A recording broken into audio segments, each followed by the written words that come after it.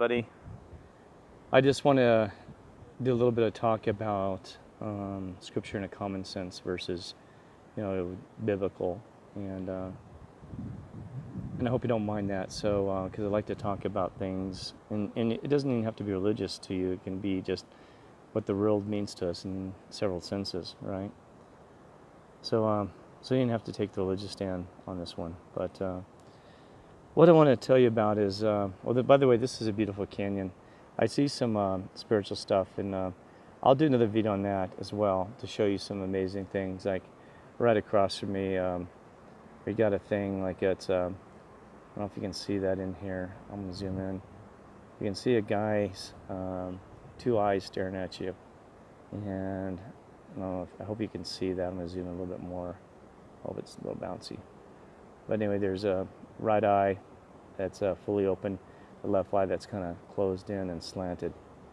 I can't see if you can see that or not because it's so bright out here. But anyway, so what I wanted to talk more about the world we live in and the situation. So I met a guys earlier down by. We'd have some water that comes out of the spring and you can drink it, and it's great water. It's just fresh and it's all natural and everything like that. We got in this discussion. I was thinking about some things that we discussed about. There was a guy that I saw last night on a YouTube channel that he said that there is no God, and because he lost his daughter at 8 years of age, he died in a car accident, and he said, what kind of God would let a young girl die? And I understand this pain, and I understand that, but you understand that free will and the things, the choices we make, and just sometimes things happen that it's not always, you don't always understand God's purpose. And yeah, I know it's painful. You could have chose for your daughter not to be out. You could have chose to have whoever's driving a tank, that she should, so that, a true tank, 20 miles an hour down the road, and she wouldn't have died, and things like this. And so you understand is, don't judge God for these things. The thing is too is God can take those wrongs and make it right.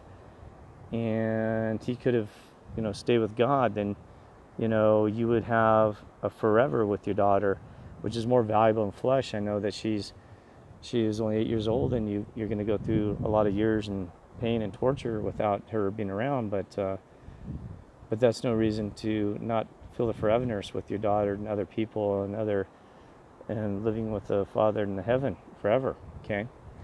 And, because I got to be honest, that's the situation I'm going through, is that I haven't seen my 4 children in over 3 years, and it causes me pain like you've never seen.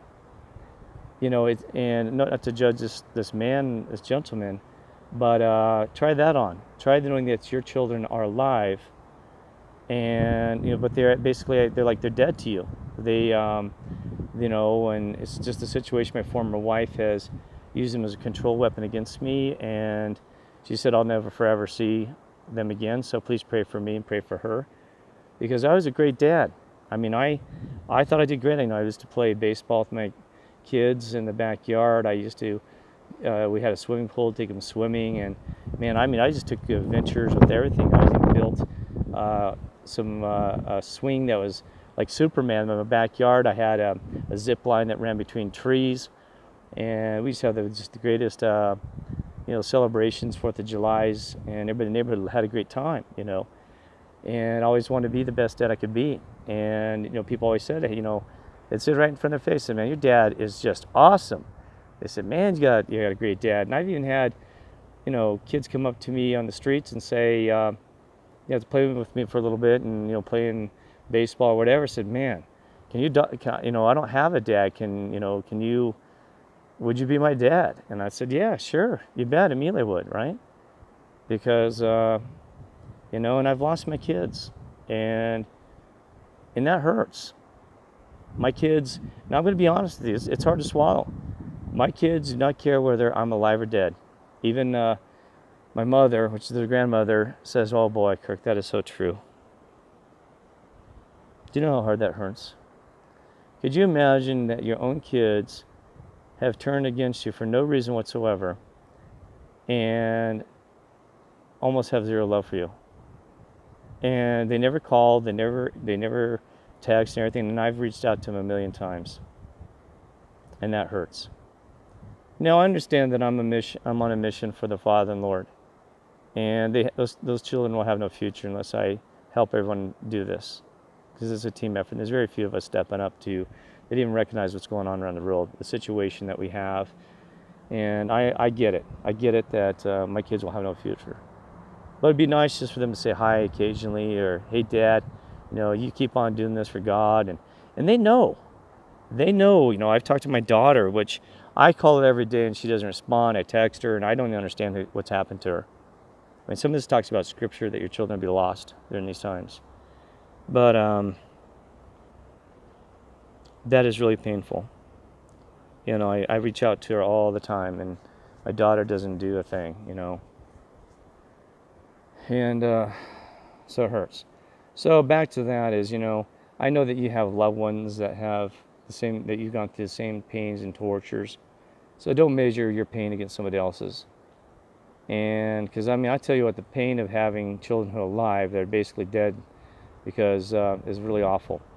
And there was a lady one time that I remember about a year ago online that was talking about this. She said that there was another lady said, oh, my husband died 5 years ago, and I'm in so much pain and it hurts. And she goes, I can't go on living, and I'm so sad, and I just want my husband. And this other lady stepped in. And she goes, why don't you come to my house for a while? My husband's still alive, but he has Alzheimer's, dementia, and everything else, and he's on a ventilator, and he's suffering every day. And she goes, I'm waiting. She goes, it sounds horrible, but I'm waiting for him to go to the other side, because she goes, I cannot sit there and watch him die, and this man doesn't even know who I am anymore. She goes, he's basically dead, just waiting to go to the other side. And she goes, you know what that's like, to have to keep on, moving forward and taking care of my husband. But every day, every day I go down there, it reminds me of our past times. I can't move forward. She goes, you understand the pain. And then the lady that had the husband pass away, she goes, oh my, she goes, you are right. She goes, I can't imagine the pain that must be to be physically having your husband right in front of you, basically dead. She goes, yeah, we buried him a long time ago. She goes, mentally, I tried to bury him a long time ago, but he's still physically here, and that mental burying it comes back to life every time I see him physically. So, and that's the thing is I don't want to be negative to people, but I want you to understand in Scripture why it says, love thy Father with all thy heart. And people read this and said, oh, your God is so selfish. Really? To think that he's got to be loved first and this and that, and he must be really selfish and a self-centered God. But I understand it now in Scripture, because you know how many people have friends who've just disappeared, not be by my side, and like my former wife, married for 20 years, and she takes off and finds some other guy and cheats on me and does nothing to reconcile our marriage and just disappears on me. So you tell me who you should love, because I loved her with all my heart. And look what happened. See, God will never, ever walk away from you. If he loves you and you show him the same love. It's unconditional love. Like I said, it's dog in reverse. Just like a dog, unconditional love, faithful, defender, protector, right? And that's what stinks, is that these people, no offense, because some of you have some great marriages, some of you have some great girlfriends and boyfriends and things like this, and some great friends out there that'll stick you through the end. Guess how many I have? None. Zero. I have had nobody stick next to my side ever. And, well, other than my mother. Okay, my mother, she's always been there thick and thin. She's the best, all right? But she's the only one that I can trust, and now she just is always there for me, and that's sad. It hurts my heart that, she's always forgiving. I make mistakes, and she's always just there. But see, that's the thing, is you have to love the Father in heaven first, and God, because it's not because selfish, because he's the only one. You're going to get hurt sometimes and get destroyed. And we should love each other here on earth. That says love thy neighbor. But you got to love the Father first, right? And there's also something too that you got to know, because you cannot love the Father unless you love yourself. And that's where it gets difficult for people to understand, because you have got to love yourself. You don't, and I didn't know what that used to mean. Because if you don't love yourself, then it's just a waste of time. Because how can you love the Father, love anybody else on this earth, unless you love yourself? Because not loving yourself is what leads to disrespect the temple, the temple of God, doing wrong, filthy things to yourself, abusing it through drugs or sexual, fleshly things and this and that. Because if you love yourself, you won't have this happen, right? So that's what I want to make it clear, is that God is not selfish.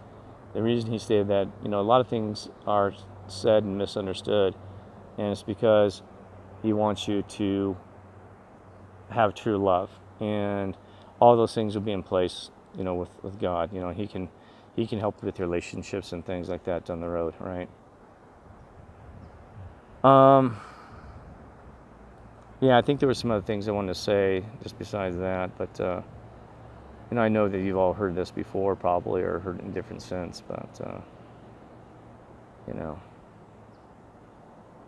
But anyway, so I don't know. There was something else I wanted to talk about, and I shouldn't, because now I'm just wasting time on you listening. I could be moving on, but I just I don't know. It's that's the thing is too, is be blessed with what you have. I know it's hard because I forget. Like me, I spent almost a half an hour walking this canyon, hiking in here. It was a nightmare. Because I parked in a spot that I told everybody I have another video. It's called the Mandela Effect of this railing, and I don't know how the heck this railing got put up still. But anyway, well,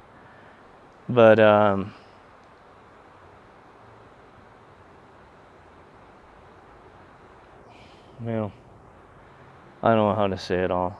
I just lost my thoughts.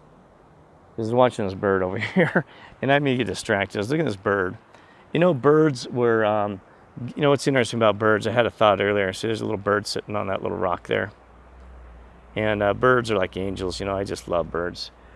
And what I was going to say about birds is that the gift from God, because we learn so much from nature, that God already provided us clues and hints to things that we took for and made things out of. A bird was, if you've never seen a bird fly, when man had developed the airplane, because that was the first things they tried to do, was mimic the flight of a bird and its wingspan and stuff like that, or even bugs, right? So it makes you wonder, how many things did God teach us through nature that was used for science and also for technology? Because a lot of it was already provided in nature. Because, for example, Velcro was actually designed by a guy that had a piece of a cocoa bird stuck to his sock, and he said, "Oh, boy, if I did that, we could have Velcro," right? And then there was actually a preacher that was an amazing story about I'm sure you guys heard of this, with 3M manufacturing, the yellow, sticky notes that you use all the time real fast. He was trying to find a better way to give his sermons, and so he used to write things on, and he take a little glue or tape or something, and he was so he could use those, and he'd put the little post-it notes for his scripture. And then eventually he said, "Wow, people said that's a great idea." So he approached 3M, and 3M actually bought that. And now guess what? Post-it notes are used all the time, and I mean just amazing. So there's a lot of things that wasn't so much nature, but even the dragonfly. I was watching one fly in here. I don't know if it's a dragonfly or not, but Dale Pitcher, one of my friends, is a physicist. He said that the dragonfly, if you could design a helicopter out of it, that they've done a scaling to it, that it could fly faster than it'd be like Mach 6 or something ridiculous fast in the speed of sound if you had a helicopter with that same design for its size. It just said it's incredible, one of the fastest aircraft there is. I'm watching a guy zip already. I don't know if you can see it in this camera. There's little red ones. There's a zipping back and forth, right? But there's also a thing called scaling, and scaling is when things go from small to big, or big to small, that the same effect through physics can't be maintained. And so, that's all. I don't mean to get all in science stuff on you, but what's really interesting is I was trying to put that in a in a sense that puts it into our spiritual reality, that if it looked too tight, you don't see the forest from the trees. You don't see the forest when you're just staring at the trees. You don't see God if you look at the whole forest. And same thing too is now they're looking at atoms and they found the God particle. They said, oh my goodness. So there's a scaling factor. If you just looking at a piece of stone here your entire life and nothing else, then you're not going to see the light of God. So yeah, that's why you got to search and thou shalt find and stuff like that. And nature speaks to us in many ways. And science and religion can get along, and also so can technology. It's just that we decided not to let them cohabitate in our world, you know what I mean? And somebody always takes advantage of it, right? There should have been a balance. And there's some religious groups who are trying to find a balance between science and religion. And the thing is, too, is you can't put God in a test tube, right? You cannot put God in a test tube. So those are things you got to realize. Oh, and that's what I was going to say. That's the thing is, too. I forgot. I was talking about being blessed. I'm sorry, I went off the topic there about being blessed. And here is where you have a blessing, is that you have, I had hiked in here for half an hour, and boy, but at least I have some legs.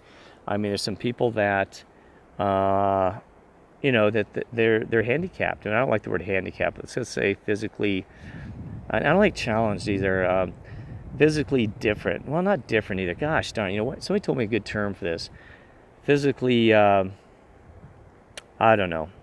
It's not challenged either. We had a term because they're just special, And, and that's the thing. It's unfortunate for them because, they're special to us. And, I've talked about this before, is that, they are special people. And there's special people out there that teach us how to be more caring and that blessed and that be thankful in what we have. And they could teach us so much, So we call them special people. Yeah, they're special, all right.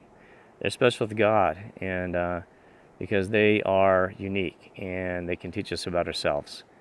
And that's what's important. Learning about ourselves so much more than what, if they weren't around, they couldn't teach us.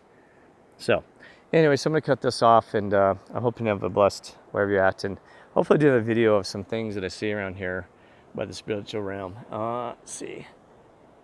But anyway, I'll do that when I actually can take a time to fully look and observe everything, okay? And I'm not sure. It looks like a dang snake coming and poking his head out right there at us like a serpent, but I don't know. I can't get a real good thing on it. But I'm going to try to tone that down maybe for us. But, oh, it's a snake. But anyway. All right. God bless y'all, and hoping you have a blessed day or evening wherever you're at. Love y'all.